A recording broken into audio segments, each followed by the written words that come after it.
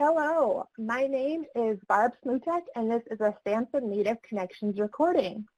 Along with the Native Connections team and our SAMHSA Contracting Officer representatives, Maureen Madison and Jan Dunbar Cooper, we thank you all for your time. Welcome to the Native Connections Training and Technical Assistance recording on program sustainability. Again, my name is Barb Smutek. I am an Ojibwe from Michigan. I am the Native Connections Communication Coordinator. We have two special guest speakers today from the Administration for Native Americans. It is my pleasure to introduce Rondell Clay and Richard Perry, who will now share more about themselves before today's presentation. Rondell, will you please begin? Certainly. Thank you, Barb. Hello, everyone. My name is Rondell Clay.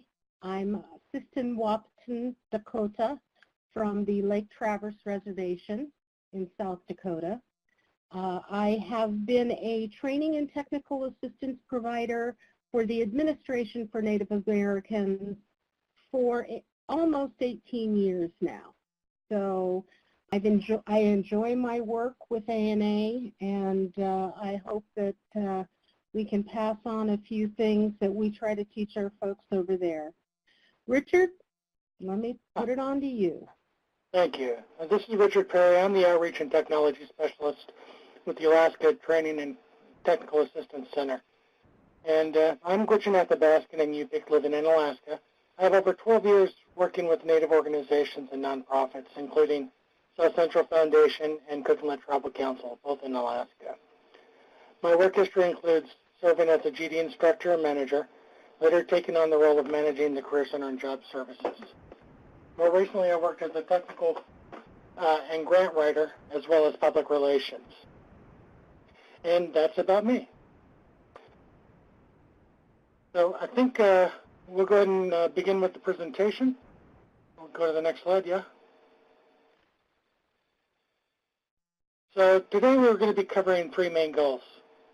This is including describing what sustainability is, the types of sustainability, and present various funding sources that you may be able to take advantage of. So sustainability is the ability of a project to be maintained at a certain level or rate, and the development of a project that meets the needs of those being served at present without compromising the ability of other projects. You can also define it as continuing a particular project over a period of time. Sustainability really there is more to it, and I'd like to talk to you about some more details. There are some common misconceptions about sustainability, and I'd like to talk a few minutes about that. So there's project sustainability. The continuation of a project's goal and efforts to achieve the desired outcome should be community-centric, and importantly, not limited by a single funding opportunity. Maybe that sounds a bit overwhelming to take in, but let's take a few more traps that come to mind concerning Native nonprofits and communities. Sometimes there are smaller villages and even larger organizations that feel that they have to do it all. The truth is that you don't have to do it yourself, and that maintaining a program, while it may need to be done at a certain level, it really should be something that's designed to be scalable. It doesn't necessarily need to stay the same. And having partnerships and involvement with the community is particularly important. Another misconception is that it's all about the money. Many different resources come into play, such as partnerships. Having meaningful partnerships can play a key role. And you may ask, what sort of partnerships am I talking about? This really comes down to what your tribe or community is doing well. What are your community's or nonprofit strengths? Once you have an idea of what your strengths are, then you may have a better idea of what other agencies or communities could help you with. Some things can be done anywhere, remotely, such as accounting or web design. Maybe another agency already has a youth camp, and by partnering, you could bring more value. You could bring more value, such as bringing language experts or storytellers. Maybe that has a component of peer support that addresses suicide awareness and prevention. The important thing to keep in mind is Take the time to survey your community's resources, the people, the traditions, and other strengths, not just the money. And to find out what other communities and nonprofits are doing well, and consider if both of you could benefit from sharing or cooperating with a project. And lastly, on this common misconception, I wanted to speak about the end of the project. It is really important to consider how a project will end, and to also design this into the project design.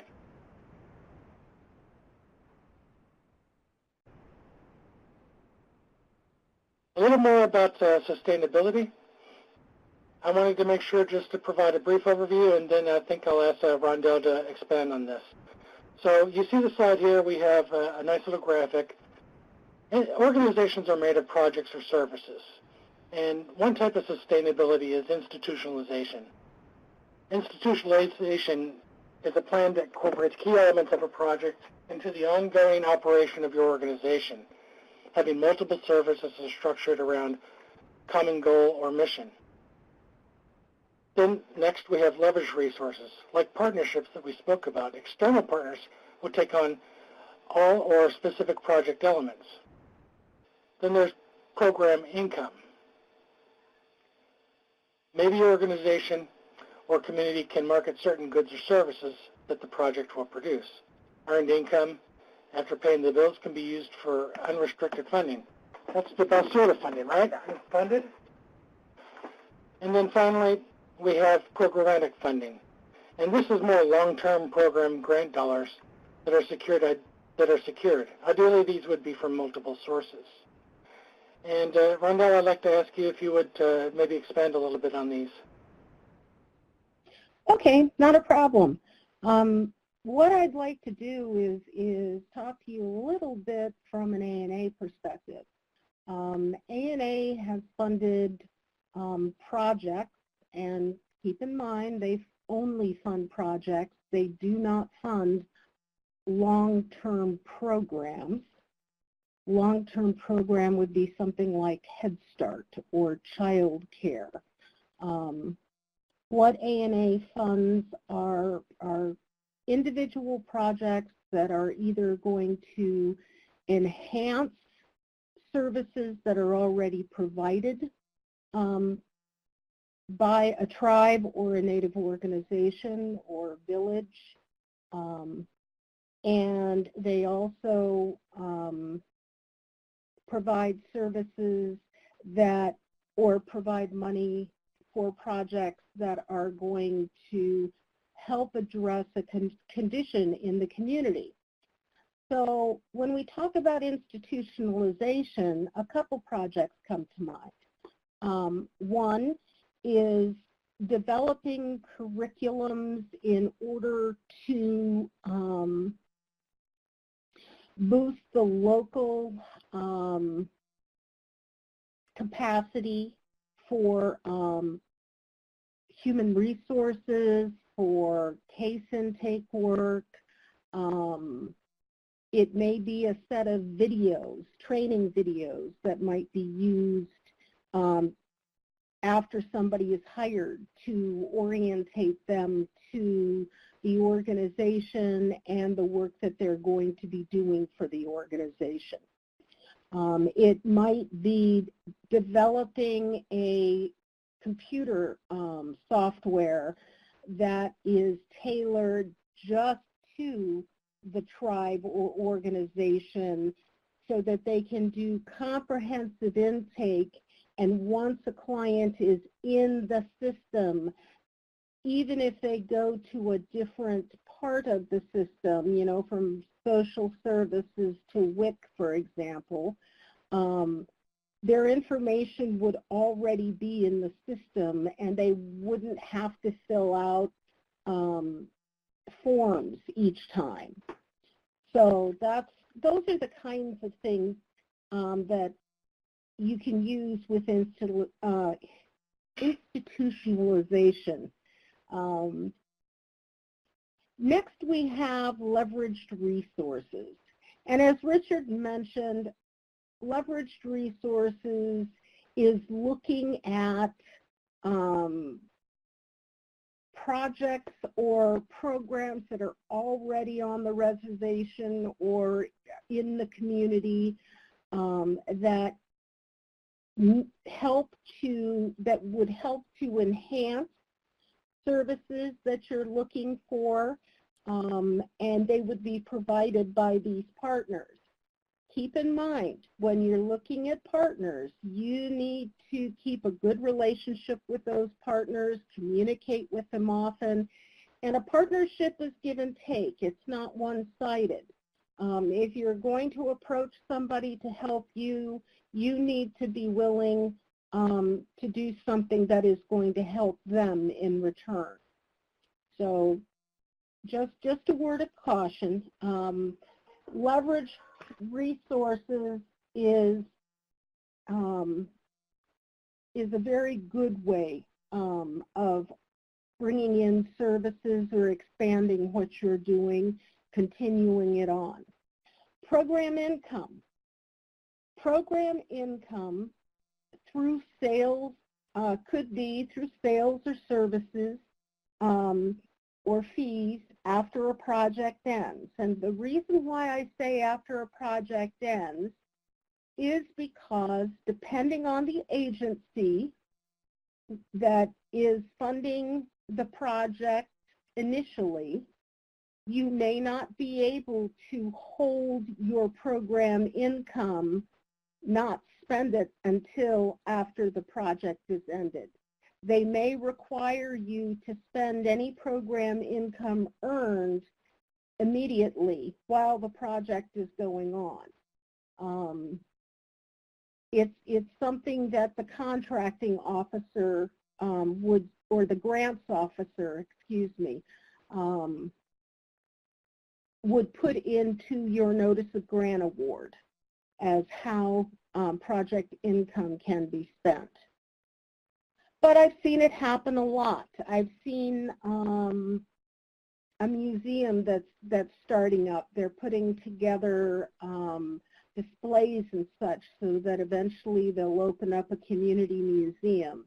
And they, in their first year, they start up a small museum, and they stock it, and they use the proceeds from the museum sales to help them with their project.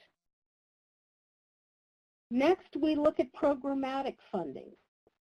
Sometimes there are projects that are multifaceted or have a variety of different things going on. And Richard talked about, assessing your resources. Look at what's already happening within your community. Maybe the Head Start program has something going on in native language, and you have a native language component and are putting on a camp during the a break that Head Start is having, and you can use maybe their language teacher at your camp. So there are a lot of different things you can look at. One of the first examples I gave you, a training of trainer or curriculum development, can also be used for increased capacity. It's always good when you're bringing on consultants to do work in your community, if it isn't something that requires a degree in licensing, it's good to have folks within your community trained so that they understand the process, so that the services can continue even after the consultants or partners are no longer able to assist with the project. So there are a variety of ways of looking at sustainability.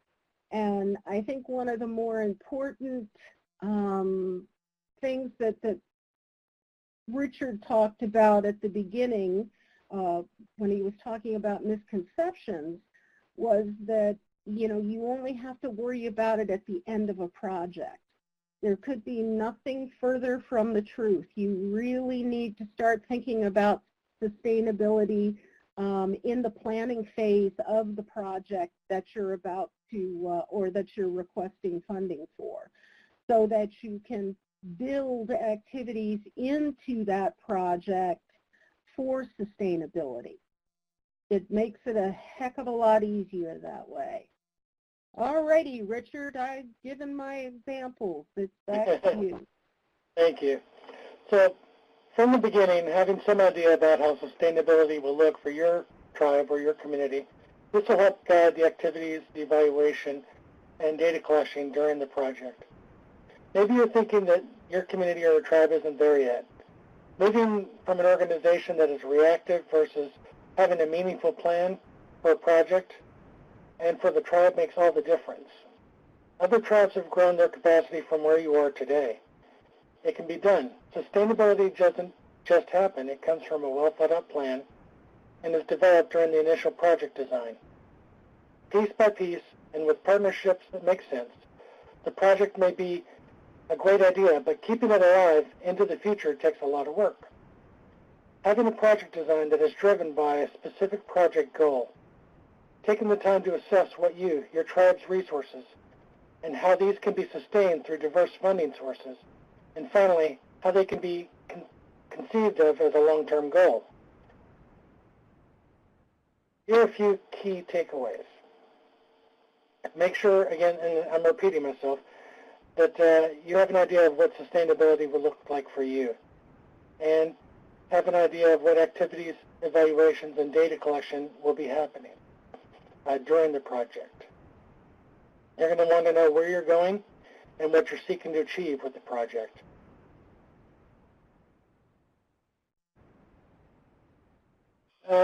With this slide, I wanted to just share that it's really important just to keep in mind that sustainability in our communities are not static. Things change over time, and it's important to take stock and have a plan, knowing that any plan will need to be reassessed periodically, hopefully based on measures and best practices like we were speaking about earlier. The important thing is to have a plan, and while it may need to be changed, it's still a part of the plan to have a process in place, a main idea. This next slide, I just wanted to provide an example with what that might look like, the project cycle. So you're constantly monitoring a project. You're identifying what's needed or what your strengths are. You're implementing a design and evaluating it. And this is a kind of a constant thing that your organization or your tribal leaders are seeking to accomplish. The project cycle. As you see here, we have a couple of main ideas, and all around this is monitoring. The important thing, of course, is to have an identifying factors that are involved in your project. What's the design? How is it being implemented? And how is it being evaluated?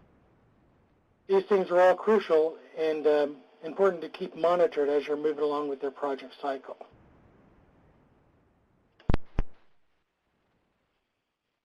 So getting the community together and brainstorming for the future, maybe informally at first, but leading to something documented, maybe surveys or statistics that is appropriate for those being served. Where are you headed into the future? Determine what you want to sustain and how that plays into your village or community. Rhonda, would you mind taking this slide on with the rest of the talking points here? Thank you, Richard. When you are starting to develop a project, it's very important that you involve the community and you keep and you clarify the vision what you are working toward with the community.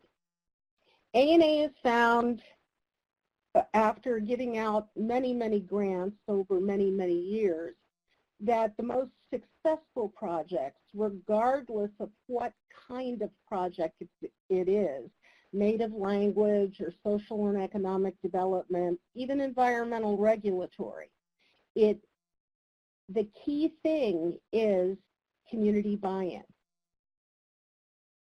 And you have to keep that going. You have to get the buy-in up front in order to make it easier to get participants to take part in what you're doing. You need to keep the buy-in up front just so the community knows what you're doing. Keeping the community informed on an ongoing, getting their buy-in up front and keeping them informed on an ongoing basis is really important. The other piece is documenting your challenges and your successes, not only so that you can share it with the community and with the funder, but so you can look back and see what worked and what didn't, and that could help you in future planning. It could also help you in possibly making changes to how the project is operating. I've never known a grant to be implemented 100% the way the application implied it was going to be implemented. There's always some aspect of the project that just doesn't go the way you want it to go. And all of these little steps and setbacks are good to know when you're looking at long-term sustainability. You don't want to carry on something that wasn't working. So get your community buy-in and make sure everybody is on the same page and has a clear vision of where you're going. Richard, I'll turn it back to you. Thank you, Rondell. So let's talk a little bit about the development of action steps and a little bit of a recap. The important thing is to have a method. And just to recap again, it's the institutionalization. It's to provide details of how these project elements will be incorporated into your existing scope of work for your organization. Discuss how the project fits within your organization's operational structure and how the program can be modified, if needed, to become a permanent part of that structure. This discussion should include some kind of analysis of how the staff, services, or supplies and costs for a continued program or project element will be absorbed into existing operations. Leverage resources are also a key component of a sustainability strategy. Be sure to document how external partnerships have the capacity and commitment to sustain the project or specific project elements. This may mean that you're negotiating MOUs or MOAs with partners that describe what supplies and services the partner will provide. Be sure that these partners are acknowledged in material describing the project operation and that they feel as though they're benefiting from the partnership. Again, kind of maintaining that relationship between the both parties. Regarding program income, if it's part of the sustainability project, provide information that documents the potential market for the goods or services that the project will produce. Will there be a sliding scale fee? Will you provide contracted services for another entity? How will you establish fee structures? What level of revenue will you generate? Provide sufficient details to show that you have researched the feasibility of this strategy. Regarding increased capacity, this is the main component to seek information regarding continued benefits for individuals or the community by way of new skills, abilities, or resources generated during the project period.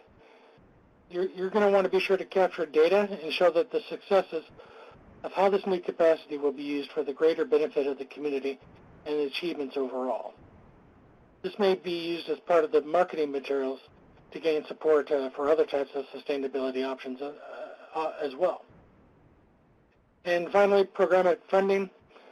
Through grant dollars or other funding sources as a part of your sustainability strategy, you'll want to list potential sources that can be targeted. Determine which sources of funding best fit the needs of your program, and know the funding cycle dates, and determining the necessary data required to support that success.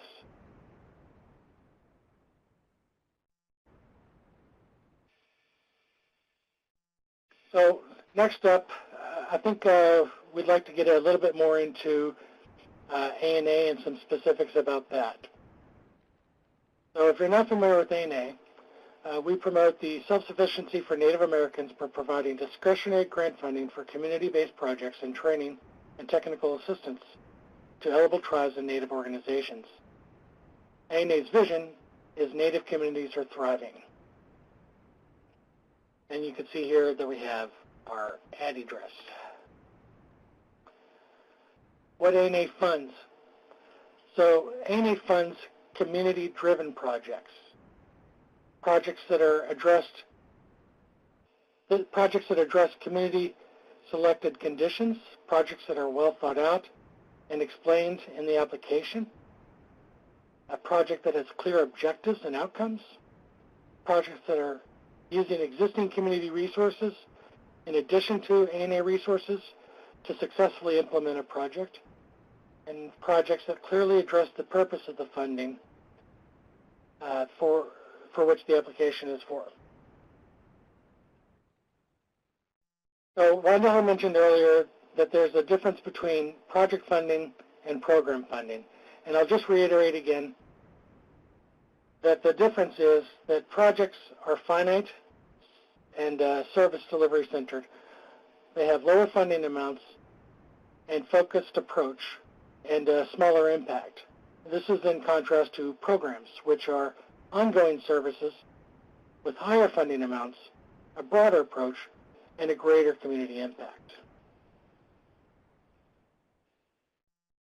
And now I'd like to ask Rondell to go into some specifics about the projects that ANA likes to fund. And Rondell, can you take it away, please?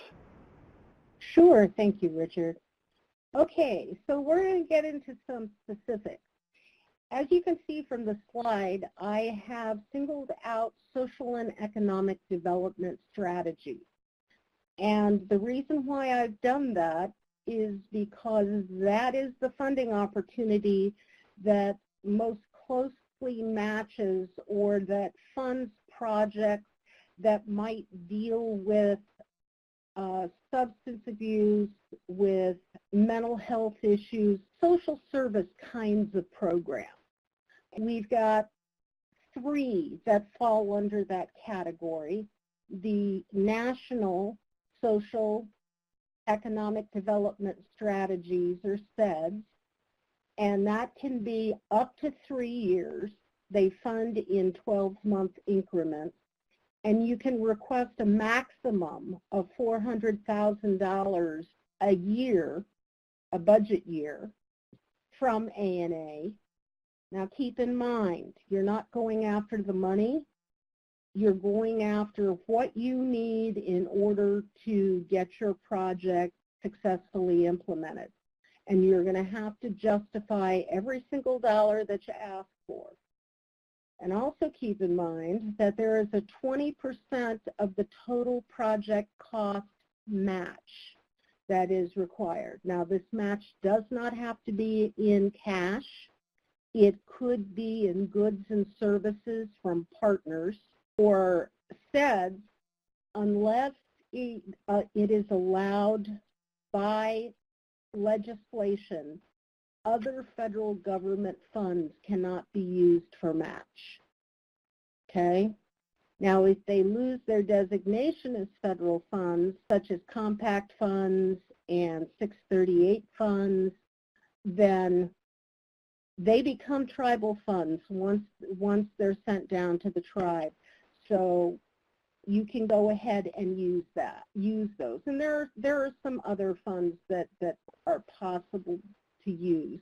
But goods and services from partners are generally what people use in order to come up with their match.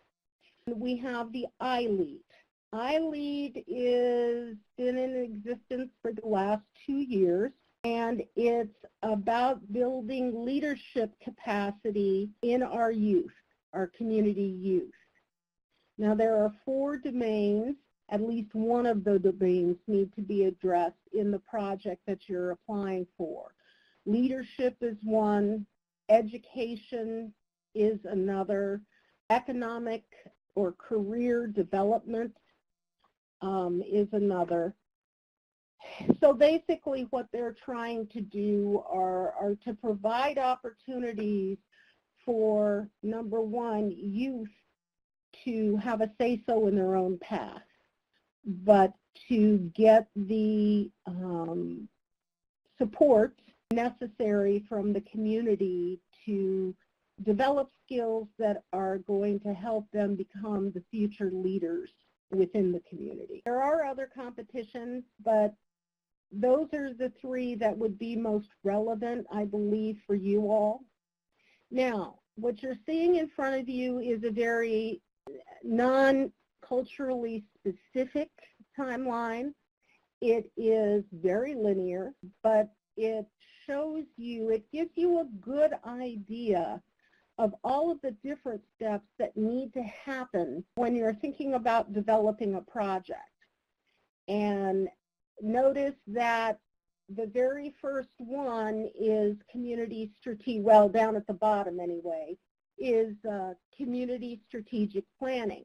Now, you all already have that in the bag because that was one of your first activities that you did when you first started your Native Connections grant.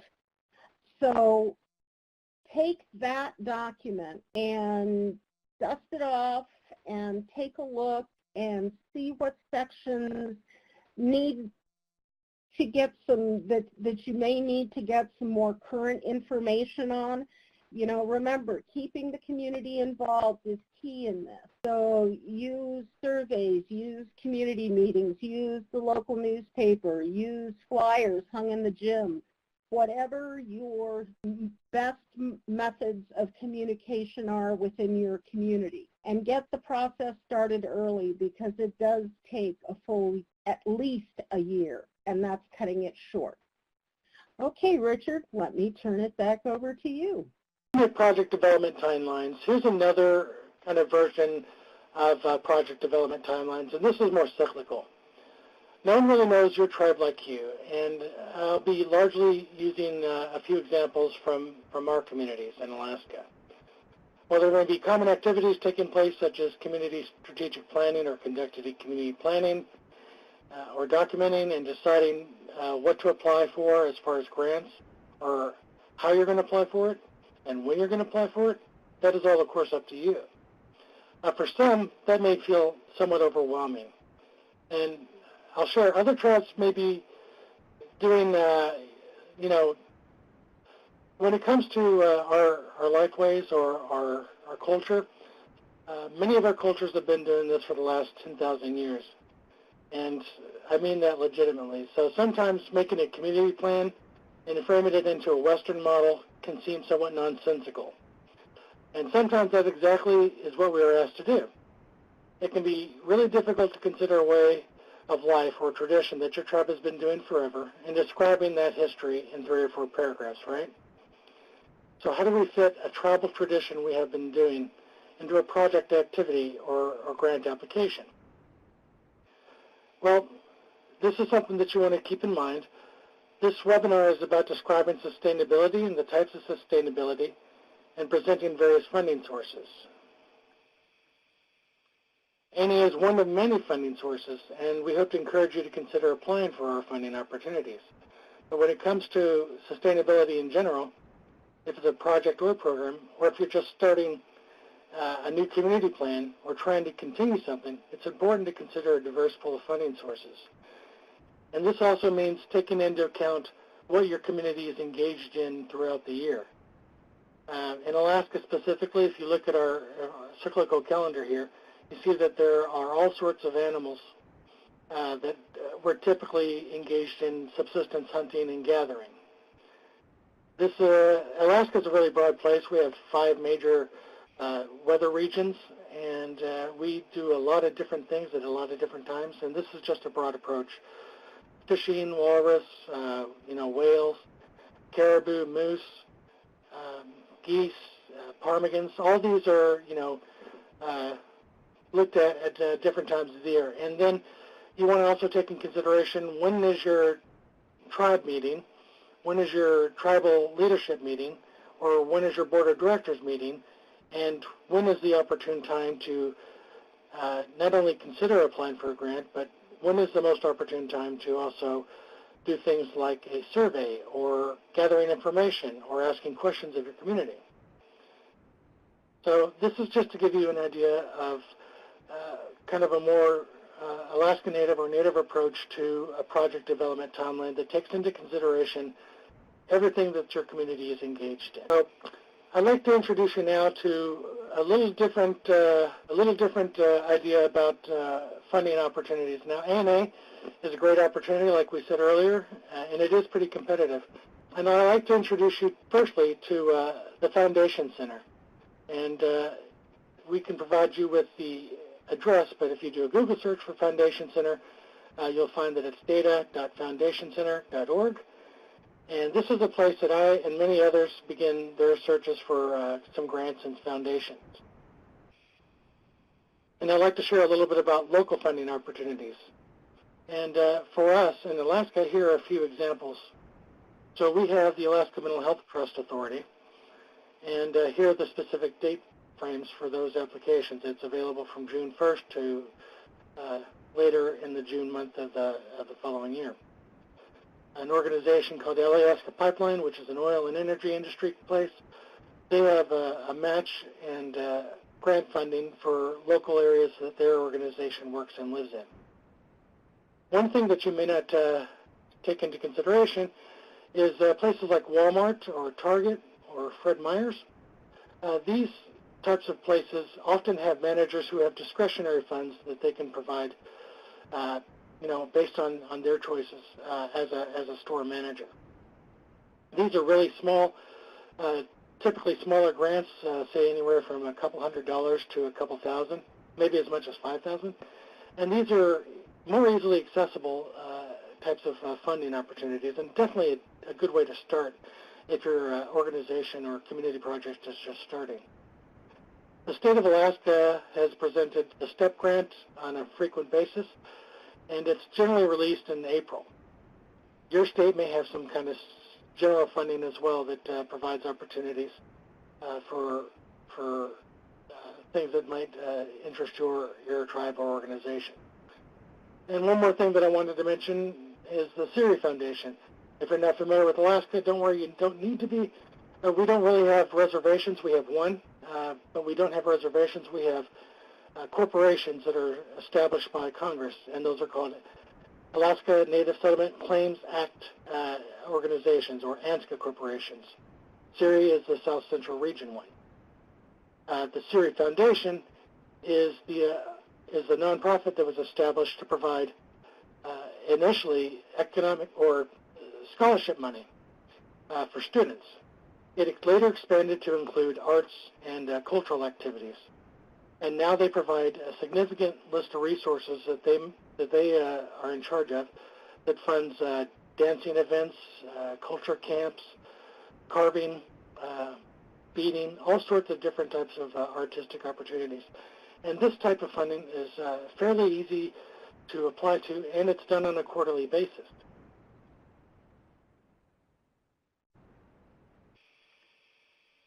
Now, those are some good examples of local funding opportunities, and I wanted to provide examples also of funding opportunities that are more well-known, kind of mid-level funding opportunities. And you can see on this next slide what to take into consideration when you're thinking about sustainability or starting a project is with smaller, local, and more accessible funding sources.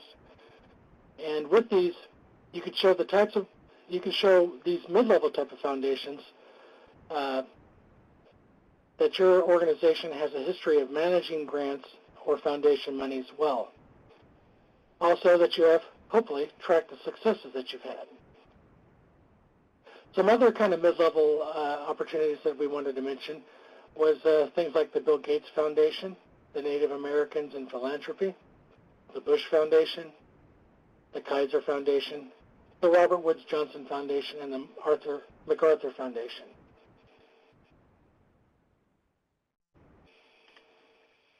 And next up, I wanted to just briefly speak about some larger funding opportunities from larger foundations. And Murdoch Trust, that you see on the bottom, the Kellogg Foundation, NEA, our town grant is another great example of a cultural funding opportunity, and the Ford Foundation.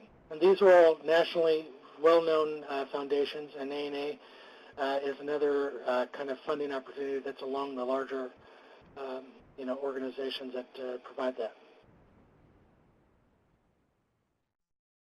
So I wanted to take a moment to consider these various funding sources not as applications or organizations, but think of these more as potential partners.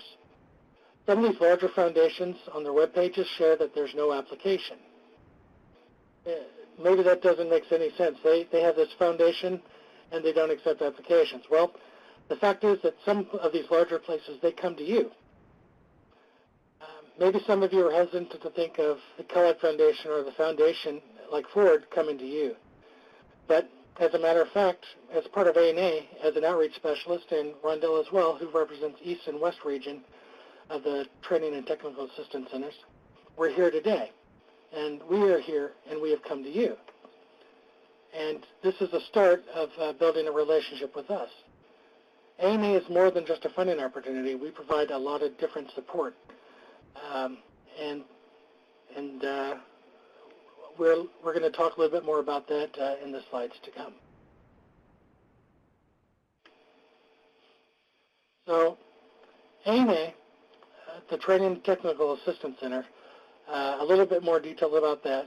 We have the Alaska region, Pacific region, Western region, Eastern region, and Sister Sky. Now, Sister Sky is a relatively new part of our team, and they are a national language support.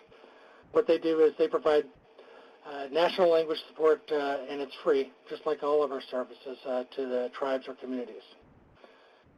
We actually have a logo, and it's called We Are One. We all pretty much provide the same services and support, and we're out to seek opportunities to work together with your organization and provide your tribe and your communities with help. And if I didn't mention earlier, I'll mention it again, our services are free. And many of the ANA team just finished up reviewing ANA grant applications, and some of them had support from our various regions of the Training and Technical Assistance last year. Some of them didn't. Some of them didn't need any help, though. They have a team of grant writers and experience, and we're happy to do it on our own. Some applied for the first time, and others have applied 2, 3, and more times. Sometimes that's really what it takes to gain the experience. We've seen small communities get ANA grant funding, and it's usually done with the support and partnership with organizations like our support regions like Alaska and Eastern and Western. Think of funding sources not as applications or organizations, but as potential partners. This is true when you go to your local Walmart or Target or Costco. These organizations that live near you, they may know what you do. They may not. Potential partners are really relationship-centered, and you can build your tribe's relationship with the local area businesses and show them what you're doing. Earlier I mentioned to think of funding sources not as applications or organizations, but as potential partners. This is true when you go to your local Walmart or Target or Costco, these organizations that are near you. They may know what you do, and they may not. Potential partnerships are relationship centers, and it's important to remember to build your tribe's relationships with local area businesses and to show them what you're doing. As far as ANA, one of the first and best things that I think we have to offer is project planning and development training. If you're seeking more detail into that, you can certainly connect with one of us, and I understand that some of you may have already gone through a similar type of project, and this is really a great way to get into, if you haven't already, helping define the project's initial stages. There are tribes who are smaller or less well-funded, and there are tribes with less experience and with large or even mid-level grant applications. Project and planning development training in general will help you put together a plan that will offer context and language that most any level of funders will understand. And I want to step back a little bit and talk about what we covered so far. So we've described sustainability, the types of sustainability, and presented various funding sources. You each may be in a different place as far as how well funded your programs are or your tribes are. Maybe you're just imagining a new project. I just want to make sure that you guys know that we're here to help. We're here, and we have come to you today in this webinar to make sure that you are aware of this. ANA is more than just a funding opportunity. We're here from tribes a lot like yours.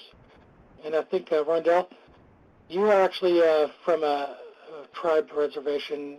You can share where you are from and maybe some of your team. We really do try to have folks that are from the region that they are working in. And a good example is with the Eastern region, our training specialist is from St. Regis Mohawk in Akwesasne. And then we also have a couple of folks from Oneida Nation in Wisconsin.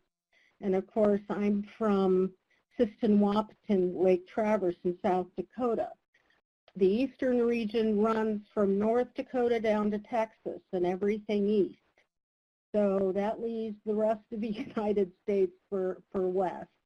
And in the West, our technical assistance specialist is Shoshone-Vanek, and our trainer is Cayuse. Consultants are from the region that they're serving. And they've had a lot of interaction or have done work with tribes or Native organizations, nonprofits, for quite a few years. So every region is staffed with very knowledgeable folks, just the same as you get from Native Connections. You have some great TA providers from Native Connections. ANA has something that is very similar. If you are interested, give us a call or email us. We will definitely get back to you quickly and be glad to start talking to you about some project ideas, that kind of thing. Now is a good time to start looking at the project development planning and getting a hold of your TA providers and talking to them about potential projects and where they might fit within ANA. They're also good at helping you find other funding applications. We talked a lot about foundations. Don't forget to look within the federal government using grants.gov or the catalog of federal domestic assistance to find other applicable funding areas. So thank you all and for your time and attention. And I hope you found this to be useful and meaningful. And Rondell, anything else to close out with? No, I echo your sentiments, Richard. Thank you so much for your time and attention, and we hope to hear from you in the future.